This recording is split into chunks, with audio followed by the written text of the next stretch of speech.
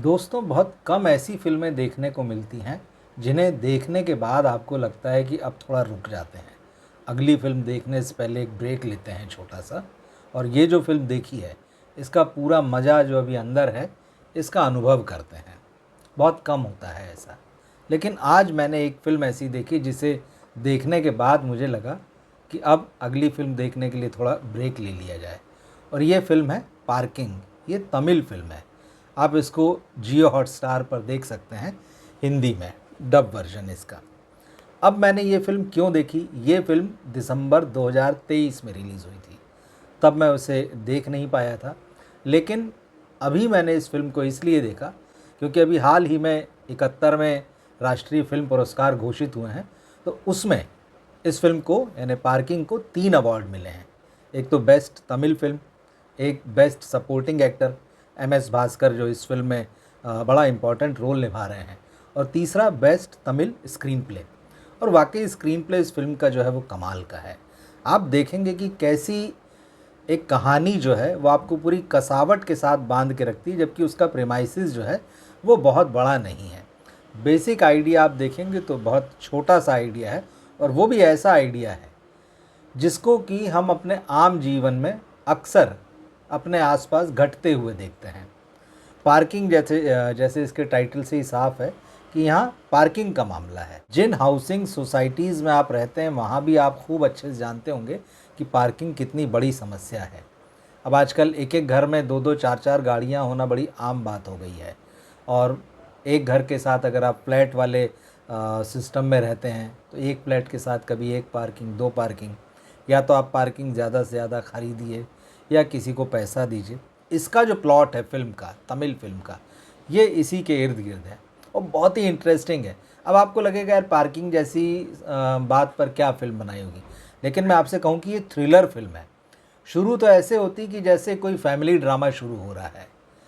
एक 2 मंजिला घर है, ग्राउंड फ्लोर है, फर्स्ट फ्लोर है, और नीचे एक बुज़ुर्ग दंपति रहते हैं। आदमी लगभग 60 साल के आसपास का है। उसकी पत्नी है उस घर में और उसकी एक जवान बेटी है। अब ये लोग ग्राउंड फ्लोर पे रह रहे हैं और 10 साल से रह रहे हैं इस मकान में, किराए पर रहते हैं।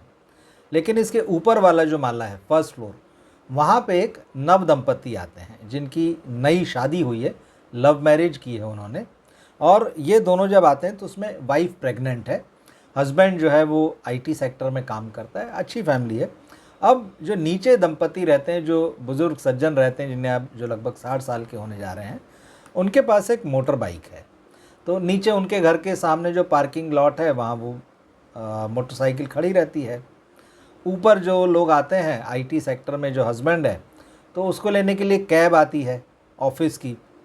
तो चल रहा है काम। लेकिन फिर क्योंकि अब उसकी वाइफ प्रेग्नेंट है, तो एक दिन वो डिसाइड करता है कि यार कार खरीद ली जाए, और वो व्यक्ति कार खरीद कर लाता है।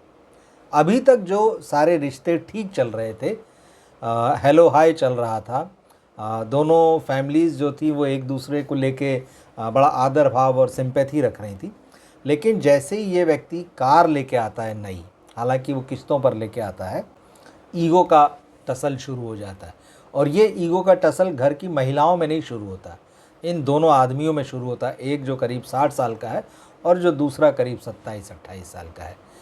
वो नौजवान इस बूढ़े व्यक्ति से कहता है कि भाई अब आप थोड़ा सा जो आपकी बाइक है इसको थोड़ा साइड में करके लगाएं, क्योंकि कार रखने को जो है ज़्यादा जगह चाहिए, स्वाभाविक है, वो पार्किंग स्पेस है तो कार खड़ी रहेगी। अब यहाँ से जो ईगो की लड़ाई शुरू होती है ये बढ़ती जाती है, बाइक साइड में खसकाने से लेके कि मैं क्यों खसकाऊँ, कार थोड़ी उधर लगाओ। कार अंदर आ जाती है अगर पहले, तो फिर उसके बाद में गेट खुलने के बाद बहुत कम जगह बचती है कि बाइक को ठीक ढंग से अंदर ले जाया जाए। यहाँ से बात शुरू होती है और बात वहाँ तक पहुँचती कि ईगो ईगो में वहाँ ये जो बूढ़े सज्जन हैं ये खुद अपनी कार खरीद के ले आते हैं, नई चमचमाती, ईगो में, और नगद लेके आते हैं। ऐसा भी नहीं कि इंस्टॉलमेंट पे ली। अब जब दो कारें हो गई, पार्किंग एक ही है, तो गाड़ी गेट के अंदर तो एक ही खड़ी रहेगी, दूसरी कहाँ खड़ी रहेगी। इसके बाद में ये फिल्म धीरे धीरे जो है एक थ्रिलर पेस पकड़ लेती है, और वो रफ्तार जो है वो कमाल की है। जैसा मैंने कहा कि प्रमाइसिस छोटा है, और इसके बाद कैसे ये लोग एक दूसरे के दुश्मन बन जाते हैं, किस तरह से खून खराबा करते हैं, अब मैं इसके आगे आपको बताऊंगा नहीं चीज़ें, क्योंकि चीज़ें बहुत वायलेंट होती जाती हैं और आप सोचते हैं कि ये वायलेंस जो है रुकेगा कहाँ पर, और जिस जगह पर ये रुकता है वो बहुत ही इंटरेस्टिंग है। ये सारा क्लाइमेक्स क्या है और क्या क्या घटनाएं होती है, किस तरह से वो मतलब एक दूसरे को फंसाने के लिए बोलते हैं ना नीचे गिरते चले जाना, कैसे नीचे गिरते चले जाते हैं, ये दिखाया है। बहुत बढ़िया कैरेक्टर्स लिखे गए हैं, घटनाएं बहुत खूबसूरती से लिखी गई हैं, एक्टर्स का काम बहुत अच्छा है, और ख़ास तौर पे जिन MS भास्कर को इस फिल्म में सपोर्टिंग रोल के लिए जो नेशनल अवार्ड मिला है, वाकई वो डिज़र्व करते हैं। और हरीश कल्याण जो है यहाँ युवा हैं और पहले कार ख़रीद के लाते हैं जहाँ से कि पूरा झंझट शुरू होता है, और इंदुजा रविचंद्रन उनकी वाइफ के रोल में है। कैरेक्टर बहुत ज़्यादा नहीं है, लेकिन कहानी जो है मेनली इन दोनों फैमिलीज़ के आसपास घूमती है। कॉलोनी है छोटी सी, मतलब छोटे से प्रेमाइसिस में डायरेक्टर राम कुमार बालकृष्णन ने एक बड़ी फिल्म बनाई है, और राम कुमार बालकृष्णन की ये पहली फिल्म है, मतलब डेब्यू किया है इन्होंने इस फिल्म से एज ए डायरेक्टर। थोड़ा फिल्म मेकिंग का अनुभव था, कहीं असिस्टेंट वगैरह रहे हैं, लेकिन बतौर निर्देशक जब उन्होंने ये पहली फिल्म बनाई तो निश्चित ही छाप छोड़ी। और जब इनकी फ़िल्म को 3 अवार्ड घोषित हुए तो बाकायदा कमल हसन ने इस फिल्म की टीम को अपने यहाँ बुलाया, उनसे मुलाकात की, इस फिल्म के लिए इन एक्टर्स के लिए, डायरेक्टर के लिए बड़ी उत्साह बढ़ाने वाली बातें कही।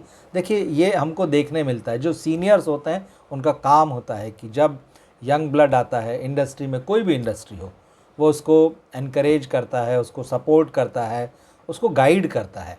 तो ये सारी चीज़ें देखने मिलती हैं। तो ये फ़िल्म बहुत बढ़िया है, बड़ी कसावट है, बड़ा थ्रिल है, आखिर तक बांधे रहता है। थोड़ा सा ज़रूर है बीच में कि इस लिहाज से प्रिडिक्टेबल हो जाती है कि आपको पता है कि वार पलटवार होंगे, एक आदमी ने ये काम किया तो दूसरा भी करेगा, लेकिन वो ज़्यादा से ज़्यादा एक दूसरे के लिए खूंखार होते जाते हैं। मतलब हर लिमिट तोड़ देना जिसे बोलते हैं ना, उस तरह से बर्ताव करने लगते हैं। तो कैसे एक दूसरे को जो लॉस पहुंचाते हैं, तो कैसे खुद भी लॉस उठाते हैं, कैसे सफ़र करते हैं, इसमें उनकी फैमिलीज़ कैसे सफ़र करती हैं। मकान मालिक का भी कैरेक्टर है कि भाई वो परेशान हो जाता वो आदमी जिसने मकान दिया है, और उस मकान की खूबी ये बताई गई, मतलब फिल्म के शुरू में ही जो ब्रोकर बता रहा होता है कि भाई ये तो इतना लकी मकान है, जो यहाँ पर आता है वो तभी यहाँ से वापस जाता है वो जब अपना खुद का घर बनवा लेता है। तो इस तरह की चीज़ें हैं उसमें। इंटरेस्टिंग है, बहुत इंटरेस्टिंग है मैं कहूँगा। अगर आपने नहीं देखी हो और आप एक अच्छी थ्रिलर फिल्म देखना चाहते हैं जो बहुत एंटरटेनिंग है, जो बहुत आपको पकड़ के रखती है, तो आप इस फिल्म को ज़रूर देखें। और एक चीज़ और है कि इस फिल्म को देखते हुए आपको लगता है कि पक्का इसका रीमेक होने वाला है हिंदी में। तो सिर्फ हिंदी बस में नहीं, ये फ़िल्म जिस तरह से सफल हुई थी, 3 करोड़ के बजट की फ़िल्म है जिसने करीब 17 करोड़ रुपए का बिज़नेस किया था। तो इसके रीमेक राइट्स जो हैं वो तेलुगु में, मलयालम में, कन्नड़ में और हिंदी में भी बिक चुके हैं। अब कब ये रीमेक फ़िल्में बनेंगी, मुझे लगता है अब नेशनल अवार्ड मिला है तो थोड़ा इस मामले में तेज़ी आएगी।